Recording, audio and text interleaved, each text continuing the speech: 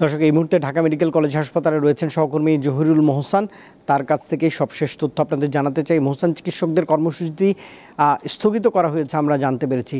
এখন হাসপাতালের সার্বিক চিত্র আপনি কেমন দেখছেন? অন্য একটি পক্ষ কিন্তু এখন পর্যন্ত তাদের সিদ্ধান্ত গ্রহণ করেনি, সেটিও এসেছে গণমাধ্যমে।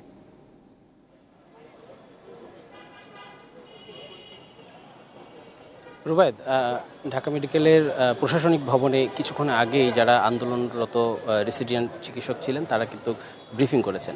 তবে এর আগে স্বাস্থ্য উপদেষ্টা এবং ঢাকা মেডিকেলের যে পরিচালক এবং আমরা দেখেছি বৈষম্য বিরোধী ছাত্র আন্দোলনের দুইজন সমন্বয়ক তারা কিন্তু বৈঠক করেছেন। তবে বৈঠক শেষে স্বাস্থ্য উপদেষ্টা সাংবাদিকদের সাথে যখন ব্রিফিং করছিলেন তিনি জানিয়েছিলেন যে চিকিৎসকদের যেই দাবি রয়েছে সেই দাবিগুলো মেনে নেওয়া হবে, তবে আইনগত কিছু বিষয় আছে সেটাকে তিনি নিশ্চিত নয়, সেই জন্য তিনি পরবর্তীতে আলোচনা করে সেই বিষয়টা নিয়ে কথা বলবেন বলে জানিয়েছেন। এবং তার সঙ্গে একজন চিকিৎসক ছিলেন যিনি জানিয়েছেন যে তারা কমপ্লিট শাটডাউন তুলে নিয়েছে, চিকিৎসা সেবা শুরু করবে। তবে এর মধ্যেই কিন্তু তখনই যখন তিনি সে কথাটি বলছিলেন তখন কিন্তু এখানে হট্টগোল লেগে যায় এবং অন্য যারা রেসিডেন্ট চিকিৎসক ছিলেন তারা এর প্রতিবাদ জানায় এবং পরবর্তীতে তারা কিছুক্ষণ সময় নিয়ে আবার তারা এসে ব্রিফ করে এবং যারা আন্দোলনরত চিকিৎসক রয়েছেন তারা জানিয়েছেন যে এখন থেকে কোনো শুধুমাত্র জরুরি বিভাগে চিকিৎসা দেওয়া হবে।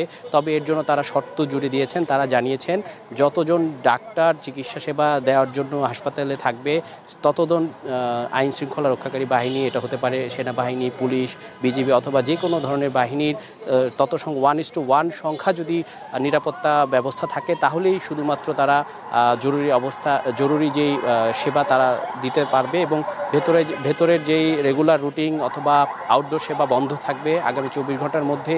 যারা হামলা চালিয়েছে তাদেরকে যদি ধরা হয় এবং আপনাকে জানিয়ে রাখছি যে শাহবাগ থানায় কিন্তু এরই মধ্যে একটি মামলা হয়েছে এবং এই মামলার অধীনে যদি যারা আসলে দোষী, যারা গতকাল রাতে চিকিৎসকদের উপর হামলা চালিয়েছে তাদেরকে যদি ধরা হয় তাহলেই কেবল তারা এই আন্দোলন উইথড্র করবে, এছাড়া কিন্তু তারা আসলে আন্দোলন থেকে সরছে না। এবং তারা বারবার কিন্তু কড়া বার্তা দিয়েছেন যে চিকিৎসকরা নিরাপদ নয়, যারা চিকিৎসকরা নিরাপদ নয়। সাংবাদিকদের পক্ষ থেকে প্রশ্ন করা হয়েছিল যে